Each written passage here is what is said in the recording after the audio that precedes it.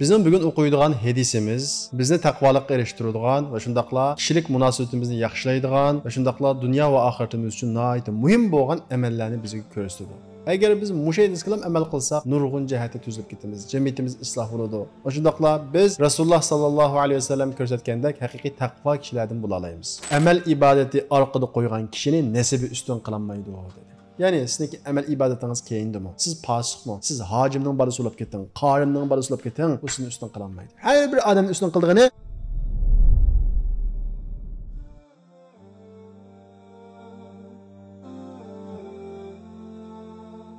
A'udhu billahi mineşşeytanirracim. Bismillahirrahmanirrahim. Elhamdülillah ve salatu ve selamu ala Rasulillah amma ba'd. Assalamu alaikum ve rahmetullahi ve berekatuhu qarindoshlar. Hammanglar hoş geldinglar. Biz bugün İmam Navaviyningki 40 hadis nomli kitobining qancha hadisini o'qiymiz? Qaysilarning ichida bor? Xolid qancha hadisini o'qiymiz? 35 ni. Biz o'tgan haftada 34-hadisini o'qidik. Endi biz bugün 35-hadisini o'qiymiz va shundaqla vaqt yetsa 36-hadisini o'qiymiz. Bizim bugün o'qiydigan hadisimiz bizni taqvolikka erishtiradigan va shundaqla kişilik münasebetimizni yaxshilaydigan va shundaqla dunyo va oxiratimiz uchun nayta muhim bo'lgan amallarni bizga ko'rsatadi. Agar biz mushay disqilam amal qilsak, nurg'un jihatda tuzilib ketamiz. Jamiyatimiz isloh bo'ladi. Va shundaqla biz Rasululloh sallallohu alayhi vasallam ko'rsatgandek haqiqiy taqvo kishilardan bo'la olamiz. Xo'sh, unda bo'lsa, bu hadisning mazmuni nima? Old bilan biz hadisni o'qib, ondan keyin sharhlab ma'ayli. A'udhu billahi mineşşeytanirracim. Bismillahirrahmanirrahim. An Abi Hurayra radhiyallohu anhu qala Rasululloh sallallohu alayhi vasallam. Abi Hurayra radhiyallohu anhu naql qilindi, u mundaq dedi. قال رسول الله صلى الله عليه وسلم رسول الله صلى الله عليه وسلم mundaq dedi la tahasadu hasad qilishmanglar va la tanajashu bir-biringizga qarshi bahane yani yolg'ondan bahane o'rlatmanglar va la tabagadu va birisi-birisinglarga o'ch adovat saqlamanglar birisi-birisinglarga nafrat qilmanglar va la tadabaru birisi-birisinglarga keyininglarni qilmanglar yani munosabatinglarni musulmonlar o'z ara birisi-birisinglardan uzmanglar va la yabi' ba'dukum ala bay'i ba'd sizlarning biringlar yana birisining savdosining ustiga savdo qilmasin. Va kunu ibadallohi ikhwana. Allohninki qarindosh bandalaridan bo'linglar. Al muslimu akhul muslim. Musulmon musulmonning qarindoshi. La yadlimuhu va la yaxdulhu. Uning zulm qilmaydi, uni yordamsiz tashlab qo'ymaydi. Va la yakzibuhu. Uningga yolg'on so'zlamaydi. Va la yahqiruhu. Uni tuvan ko'rmaydi. At-taqva ha huna. Taqvolik mushyada deb Rasululloh sallallohu alayhi vasallam o'zininki ko'krigiga ishorat qildi. 3 qatim. Bi hasbi min ash-sharri ay yahqira akhul muslim. Bir odamga yomonlik jihatda, gunoh jihatda, nacharlik jihatda yetarlik bo'g'ini musulmon qarindishini tuvan ko'rishi, o'zini ustun ko'rishi, o'zini cho'ng ko'rishi bu bir musulmonga yomonlik, gunoh jihatda yetarlik bir axloqsizlik. Kullul muslim alal muslimi haram damuhu va maluhu va arduhu. Hamma musulmon yana bir musulmonga uninki qini meli yüz abroyu haramdır deydi. Qaraydigan bo'lsak, hadisning tunji qismida payg'ambarimiz Muhammad alayhisalom bizga nimaga tavsiya qildi? La tahasadu, hasad qilishmanglar dedi. Bu hasadninki gapi tilga ilinsa, ko'p kishilar menda hasad yo'q deydi. Esimizda bo'lsin, har bir odamda hasadninki tigi bor. Agar bir odamda hasadning tigi bo'lmasa, inson tirishmaydi. Bu hasadninki tigi, ya'ni inson tabiatida bo'ladigan bir xil bizni tirishchilik undaydigan bu xil qismi normal ish. Ammo mushuni kontrol qilmay buni taraqqiy qildirib, biz hasad qilgan odamning ustidan gap qilsak, g'ayvatini qilsak, uning qilg'ashini kichiklatsak, uni ko'masga solsak, uni e'tiborsizlashtirsak, u haqida yolg'on guvohlik bersak va shundaqla uning ustidan har xil so'zchilik taqib, mana bu shundaq ziyonkashliklarni qilsak, ondan keyin biz rasmiy hasad qilgan bo'lamiz. Shunga mana to'g'ri tushunishimiz kerak. Hasad qilmanglar desa, o'zimizni takchiga olib qo'yib, menda hasad yo'q deb tursa qolmaydi. O'zimizning qalbiga bir qarab boqaylik. Agar bizning qalbimizda boshqalar bir yaxshini qilgan bo'lsa, uning qarta bir xil qizg'inish bo'lib qolsa, ichimiz ko'ygan bo'lsa, bearam bo'lgan bo'lsa, siz diqqat qilmasangiz olmaydi. Sizning hayotingiz qo'zg'alg'ili boshladi. Gap so'zimizda agar birisi bir yaxshi qilgan bo'lsa, yoki yaxshi bir o'qigan bo'lsa, yoki yaxshi bir pul topgan bo'lsa, u degan unda qilgan bilan deb uning qilg'ashini kichiklatgan bo'lsangiz, sizda hasad bor degan gap. Va shundaqla birisi bir natija qozongan bo'lsa, siz uningki boshqa bir aybini tatib chiqib, uning qilgan yaxshini, natijasini ko'mmoqchi bo'lsangiz, diqqat, sizda hasad bor deganlik. Demek, hasadning ifodalari har xil insonning qalbida bo'ladi, tuyg'usida bo'ladi. Ya'ni ichi kuyidi, gap so'zida bo'ladi. Ya'ni hasad qiling'ich ustidan har xil gap qiladi, g'ayvatini qiladi, uning qilg'ashini kichiklatadi, ko'masga soladi, uningki ayb bilan yaxshiligini, ortiqchiligini yapmoqchi bo'ladi. Mana bularning hammasi hasadningki ifodalari. Bundaq bir ifoda bizda bo'lib qolsa, bo'ladi bu ko'p hollarda. Shuning uchun payg'ambarimiz Muhammad alayhisalom bizga bunda qilmanglar deglik, darhol hasadni davolashning yo'lini qilishimiz kerak. Peygamberimiz Muhammed Aleyhisselam bu la tahasadu g'ayvat qilishmanglar degan so'zni kim qilgan? O'zining sahobalari qilgan. Oltin asrda yashagan sahobalar qilgan. Biz kim endi? Biz inson. Insonda hasad bo'lib qoladi. Muhim bo'lgani uning bo'lishi emas, uni kontrol qilmaslik, uni basmaslik, u hasadning keyniga kirib yuqorida o'tgandek g'ayvat, suxanchilik, chiqimchilik va shundaqlar har xil gunohlarga petib ketishimiz xatarlik. Hasad degan nihoyat xatarlik bir gunoh bu. Qanday gunoh desanglar bu eng tuni g'ayvatdan boshlasa bizni gunohga boshlashda, yuqorisi jinoyatga olib boradi. Hasad kontrol qilinmasa. Şu hasad gunoh tug'adigan bir illat. O'zidan ko'p aylanmaydi. Bir qancha gunohlarni tug'adi. G'ayvatni tug'adi. Shundaqlar nafratni tug'adi va shundaqlar tuhmatni tug'adi. Cho'ngchilikni tug'adi. Ig'ir bo'lganda jinoyatni tug'adi. Shuning uchun tunjilab sodir bo'lgan gunoh nima? Odam o'ldirish. Bu odam o'ldirish nima sababdan bo'ldi? Hasad sababidan bo'ldi. Shunga hasadga asla va asla sal qarshi bo'lmaydi. Payg'ambarimiz Muhammad alayhisalom shunga hasadni ilgirki halok bo'lgan kishilarningki illati degan. Va shundaqla Payg'ambarimiz Muhammad alayhisalom hasad haliqa, qirquchi, tushirguchi degan. Va shundaqla buni tushuntirib, la aqulu tahliqu sha'r. Men chashni tushirguchi, chashni qirquchi demoqchi emasman, walakin tahliqud din. Bu dinni tushirib o'tadi degan.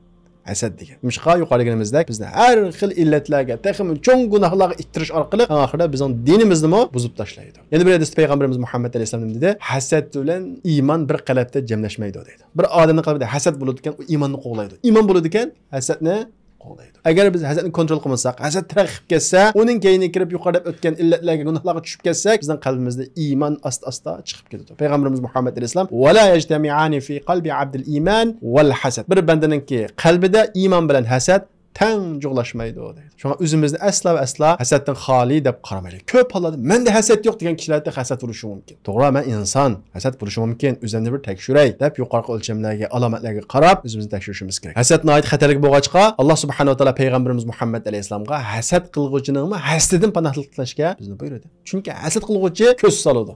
Ko'z haqiqat. Al-aynu haqqun. Ko'z solsa biz nurg'ulgan ziyonlarga uchrashimiz mumkin. Alloh subhanahu va taolo Qur'oni Karimda payg'ambarimiz Muhammad alayhisalomga o'rgatib dedi: "Va min sharri hasidin idza hasad." Hasad qilg'uchining yomonligidan panohlik tilayman. Hasad qilg'uchining yomonligi tuni har xil aziyat, hil, ahonat yoki tuhmat yoki g'ayvat yuqur so'sa har xil jinoyatlarga olib berishi mumkin. Mush hasad qilg'uchininki barliq yomonliklardan panohlik tilayman degan ey Muhammad deb payg'ambarimiz Muhammad alayhisalomga buni o'rgatgan. Shunga u hasad unda sal qaraydigan masala emas. Ikkinchi tavsiya qilgani payg'ambarimiz Muhammad alayhisalom sahobalarga va shundaqla bizlarga va la tanajashu, bir-biringlarga qarshi bahona o'rlatmanglar.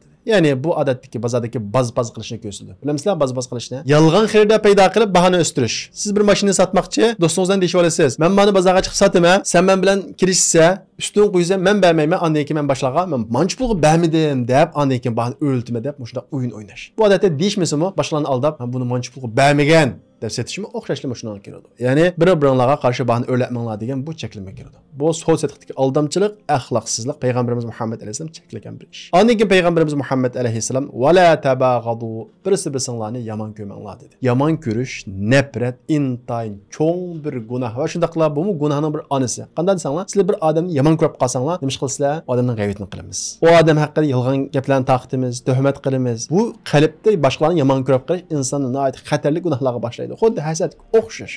Shu bundan qattiq saqlanishimiz kerak. Va la tadabaru dedi payg'ambarimiz Muhammad alayhisalom. Birisi-biringlarga keyninglarni qilmanglar. Ya'ni musulmonlar birisi-biringlarni munosabatni uzmanglar, dushmanlashmanglar dedi. Bu munosabatni uzish deganlik bir jonliqni o'ltirganga o'xshaydi deydi. Bir jonliqni o'ltirsa, uning bir azobi bo'ldi ya. Shunga o'xshash musulmonlar o'zaro birisi-birisi munosabatni uzsa, adoval etsa, buning bir azobi bo'ladi. Qalbida yarasi qoladi. U yara uni uzoqqa azoblaydi. Shuning uchun musulmonlar asla va asla birisi-birisidan nafratlanishdan, va shundaqla o'ch adovatda bulab qolishdan saqlanish kerak. Lekin insonchilikda bo'lib qoladi.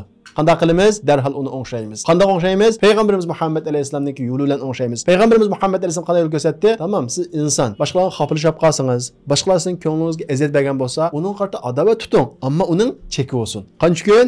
3 kun. Payg'ambarimiz Muhammad alayhisalom musulmonning ustidan 3 kundan ortiq adovat tutish halol emas dedi. Ya'ni harom. İnsanchiligingizga 3 kun adovat tuting, ammo 3 kundan keyin uni so'rab davomlashtirmang. Nimishqa? Chunki bu adovat degan konurgan sire yo'naydi bu. Düşmanlik kelib boradi. Taxmin cho'ng oqibatlarni keltirib chiqarishi mumkin. Shuning uchun buni shu urug' holatida bitirab qilib 3 kundan tugatishimiz lozim. Hamda bu adovatlashgan odam kurashsa, xuddi payg'ambarimiz Muhammad alayhisalom degandek, "Sayaridu hada va ya'ridu hada." Bu inqaraydi, bu inqaraydi. Ya'ni kurashmaydi. Shunday go payg'ambarimiz Muhammad alayhisalom va khayruhuma allazi yabda'u bis-salam. Adovatlashuvchining yaxshisi bo'lsa, kim salomni avval boshlagan bo'lsa, assalomu alaykum degan bo'lsa, mana bu eng yaxshisi. deydi. Xo'sh, unda bo'lsa, siz birisi bilan adovatlashib qolgan bo'lsangiz, Rasululloh sallallohu alayhi vasallam yaxshi degan kishining qatoridan bo'lishni xohlasangiz, eng avval birib assalomu alaykum danki g'ururingizni va yoki boshqa bir narsangizni besib turib, musulmon ekanman, men bu halol emas ekanman deb orangizni yaxshilang. Bu shunday qilgan vaqtingizda bundan keyin yuz beradigan cho'ng xatarlarninki, cho'ng musibatlarninki oldini ola olasiz. Va shundaqla payg'ambarimiz Muhammad alayhisalom degandek haqiqiy musulmon bo'la olasiz va shundaqla yaxshi kishilarning qatoridan bo'la olasiz va shundaqla bo'la olamiz. Ondan keyin payg'ambarimiz Muhammad alayhisalom sizlarning biringlar yana biringlarning savdosini buzib savdo qilib olmasin. Ya'ni biringlar yana birisining savdosini ustiga savdo qilmasin dedi-ya payg'ambarimiz Muhammad alayhisalom. Buni deganlik biz bir savdo qilgan bo'lsa, yana birisi kiplam bahoni o'rtiblam uni elib olsa, buni ayt ig'ir xato ishlagan bo'ladi, gunoh ishlagan bo'ladi. Savdoni buzish qolmaydi. Uning ustiga baho qo'shib, pitib bo'g'ilib qolgan savdoni har xil shaklda buzishga bo'lmaydi. Bu musulmonga nisbatan savdo-sotiqdagi axloqsiz va musulmonlar axloqiga zid keladigan bir ish. Payg'ambarimiz Muhammad alayhisalom mana mushuni cheklagan. Uningki payg'ambarimiz Muhammad alayhisalom va kunu ibadallohi ikhwana.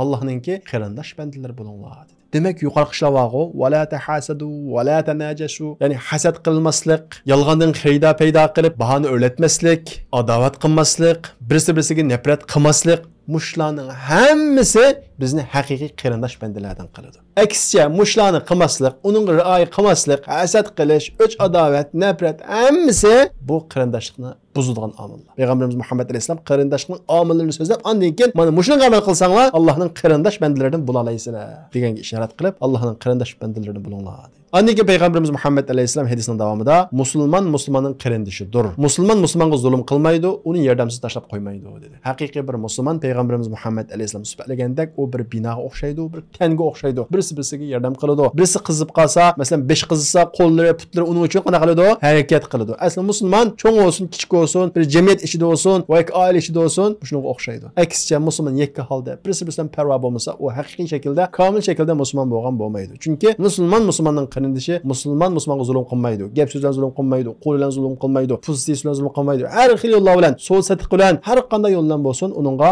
zulm qilmaydi va shundaqla u yordamga ehtiyojli bo'lsa, uni yordamsiz tashlab qo'ymaydi. Musulmon yana bir musulmonga yolg'on so'zlamaydi dedi payg'ambarimiz Muhammad alayhisalom. Payg'ambarimiz Muhammad alayhisalomdan so'raldi. "Ey Rasululloh, musulmon bexil bo'lamdi?" dedi. Payg'ambarimiz Muhammad alayhisalom "Bo'lishi mumkin" dedi. "Musulmon qo'rqinchoq bo'lamdi?" dedi. Payg'ambarimiz Muhammad alayhisalom "Bo'lishi mumkin. Inson" dedi. "Musulmon yolg'on aytamdi?" dedi Payg'ambarimiz Muhammad alayhisalom. "La, asla va asla. Musulmon yolg'on aytmaydi" dedi. Demak, bu yolg'on aytish musulmonning axloqiga butunlay zid keladigan bir ish. Va shundaqla yolg'on aytish bu fosiqlikqa, boshqa gunohga boshlaydi. Bu fosiqlik va boshqa gunoh bizni do'zaxga boshlaydi. Shunday payg'ambarimiz Muhammad alayhisalom hadisining davomida musulmon qarindoshini tuvan ko'rmaydi. Ya'ni bir musulmonningki qarindoshini tuvan ko'rishni, o'zini ustun ko'rishi bu uning uchun yomonlikqa yetarlik dedi hadisining davomida. Undan keyin payg'ambarimiz Muhammad alayhisalom taqvo bu yerdadir deb qo'li bilan o'zining ko'kriga 3 qatim ishorat qildi. At-taqvo hahuna, at-taqvo hahuna deb. Ya'ni taqvolik qalbda bo'ladi. Ya'ni qalb pokiz bo'lsa, hasaddan pokiz bo'lsa, o'ch adovatdan pokiz bo'lsa, qizg'inishdan pokiz bo'lsa, undan keyin taqvolik bo'lgan bo'ladi. Taqvolik mana mush yerda bo'ladi deb ko'kriga ishorat qildi. Bir odamning qalbida Allohdan qo'rqishni iborat bir narsa bo'ldi ekan, yuqorqi illatlar bo'lmaydi. Uning qalbi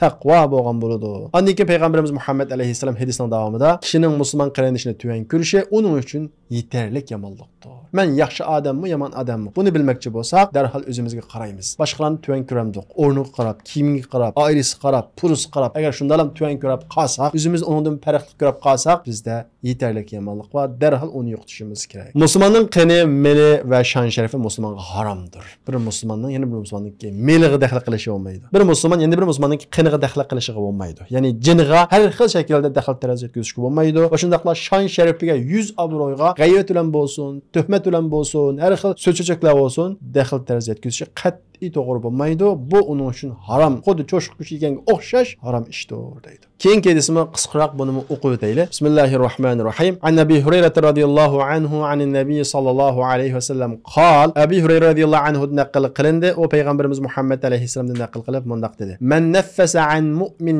kurbatan min kurabid dunya, naffasallohu anhu kurbatan min kurabi yawmil qiyamah. Qanda bir odam bir musulmonning dunyodagi qiyinchiligidan birini ravo qilsa, qiyinchiligini ko'tarib etsa, Alloh subhanahu va taolo u odamningki qiyomat kundagi qiyinchiliklardan bir qiyinchiliklarni yo'q qiladi, ko'tarib o'tadi. Va man yassara ala mu'sirin yassarallohu alayhi fid dunya val axirah. Kimki qiyinchilik taqog'uchining qiyinchilikni osonlashtirsa, Alloh taolo dunyo va oxiratda uning qiyinchiligini osonlashtiradi. Va man satara musliman satarahullohu fid dunya val axirah. Qanda bir odam bir musulmonni ma dunyoda yo'gaydi ekan, aybini, nuqsonini yo'gaydi ekan, Alloh subhanahu va taolo u mu'minni dunyo va oxiratda yapidi, yo'gaydi. Vallohu fi auni al-abdi ma kana al-abdu fi auni akhihi. Bir banda qarindishining yordamidan bo'ladi ekan. Ya'ni uning yordam qilishini o'ylaydi ekan. Va shundaqla quldan kaslim yordam qiladi ekan. Alloh subhanahu va taolo u bandaning yordamida bo'ladi. Aman salaka tariqan yaltamisu fihi ilman sahhalallahu lahu bihi tariqan ila al-janna. Qanda bir odam ilm talab qilib mangadi ekan, Alloh subhanahu va taolo u odamga jannatga boradigan yo'lni osonlashtirib beradi. Va majtama'a qawmun fi baytin min buyutillah yatluna kitaballah. Har qandaq bir qavm Allohning uylaridan bir uyga yig'ilib turib, Allohning kitobini tilovat qiladi ekan, uni darslik qiladi ekan, u haqida muzokira elib boradi ekan, iznida ekan, tadqiqot elib boradi ekan,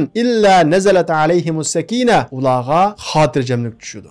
Va g'ashiyatuhumur rahma. Allohning rahmati ularni yapidi. Va haffathumul malaika. Farishtalar ularni qo'rshaydi. Va zakarahumullohu fi man inda. Alloh subhanahu va taolo ularni o'zining qashdagi pashlarga maqtaydi. Va man bata'a bihi amalu lam yusra bihi nasabu. Qanday bir odamniki amali tuvan bo'lsa, asti bo'lsa, uning nasibi uni ittiqlanmaydi, ilgari qilinmaydi, ko'tarilmaydi. Ya'ni qanday bir odamning amali tuvan bo'lsa, uning nasibi uni yuqoriga ko'tarilmaydi deydi. Unda bo'lsa bu hadisni sharhlab o'taylik. Qaraydigan bo'lsak, bu hadis oldi bilan musulmonlar o'zaro birisi-birisiga yordam berishning muhim ekanligi va shundaqla uning fazilati va mukofoti haqida to'xtaldi. Payg'ambarimiz Muhammad alayhisalom hadisini bashitdim dedi. Qanday bir musulmondan dunyodagi qiyinchilikdan birini ko'tarib etsa, Alloh subhanahu va taolo uning oxiratdagi qiyinchiligini ko'tarib o'tadi dedi. Demak, qiyomatning dashti va ya quyosh paslagan, har birimizning tari, vushqimizni oshgan, ana shundaq tagi cho'mgan qiyinchiliklar bor. Qiyomatning dahshatlaridan. Ana shu dahshatdan mening qiyinchilikim az bo'lsin, undan qutulaydi ekanmiz. Ma hayotda qo'limizda aslam musulmon qarindoshlarimizning qiyinchiligini hal qilsa, ana shu qiyomatdagi qiyinchiliklardan bir qiyinchilikniki yo'q bo'lishiga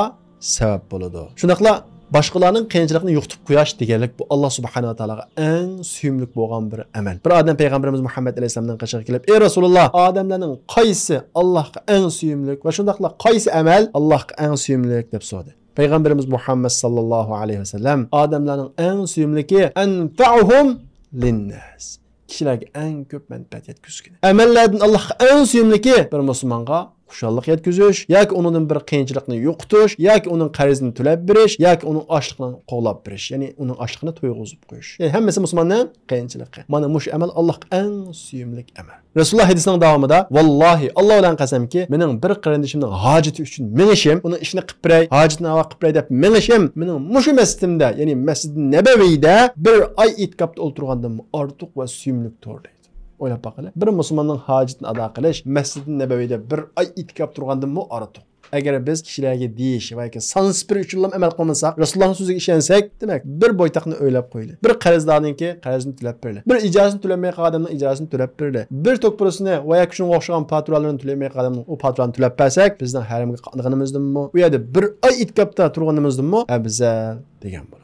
Hadisning davomida payg'ambarimiz Muhammad alayhisalom qanday bir odam bir musulmonning aybini yapsa, Alloh subhanahu va taolo u odamning dunyo va oxiratda aybini yapadi deydi. Xo'sh, bugungi kunimizda shunday bir jamiyat yashayapmizki, bir odamning aybini topsak, qo'limizga nihoyatda cho'ng bir go'hardan birisi tushgan bo'ladi-da, uni kishilarga deymiz, yoyimiz, shu orqali qalbimizdagi u marazni yashatamiz. To'rlarga yoyimiz, uni rasvo qilamiz, shu orqali xushallik topamiz va shundaqla xushallik topadigan darajada qalbimiz marazga tushib ketgan. Vallohi bu bizni rasvo qiladigan ish. Payg'ambarimiz Muhammad sallallohu alayhi vasallam hadisda, "Ey tili bilan iymon etgan, ammo iymon qalbiga kirmagan kishilar, ig'izingizda men musulmon deysizlar, texi sizning qalbingizga iymon kirmadi sizning, musulmonning g'aybatini qilmanglar. Ularning aybini izlamanglar. Chunki qanday bir odam, ya'ni bir musulmonning ayblarini izlaydi ekan, Alloh uning aybini izlaydi. Alloh qanday bir odamning aybini izlasa, uni o'z uyida bo'lgan taqdirdimi, uni rasvo qiladi." Demek siz bir adamın aybini bilib aldınız, nuqsını bilib aldınız, onu yayısınız, onu açsanız, Allah subhanahu wa ta'ala sizden aybinizi izleydi de, siz öygü şunu vagan takdirimi sizden məlum bir günü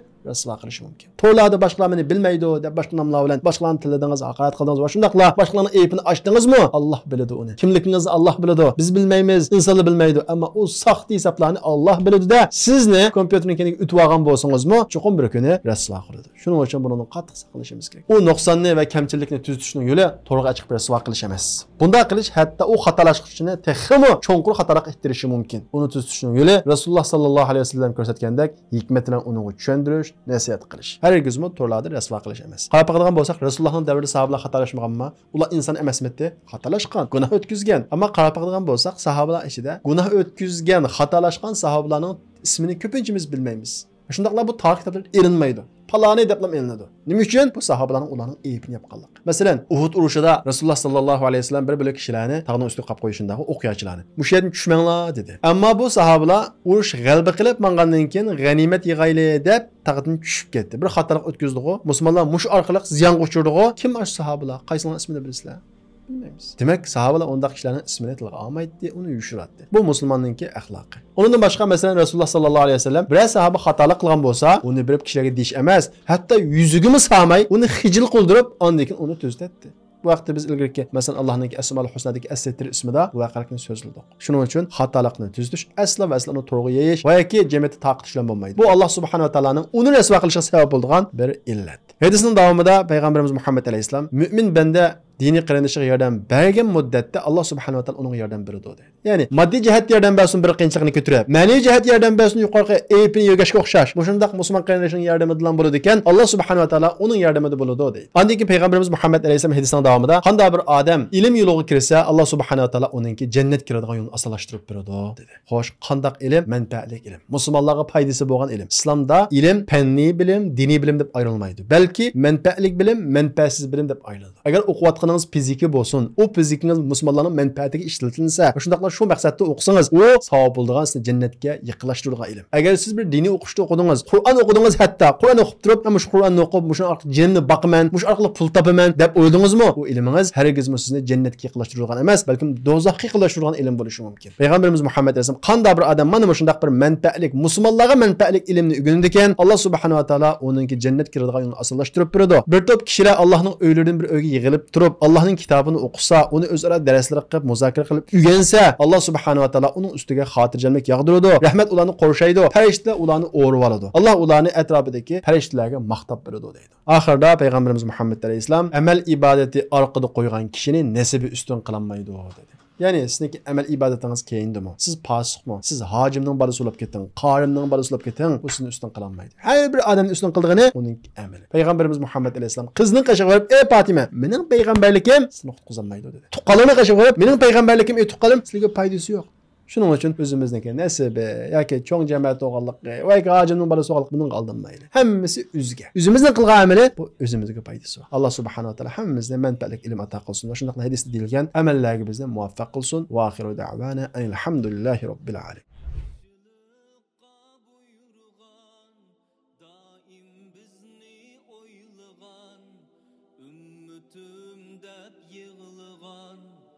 Muhammadur Rasul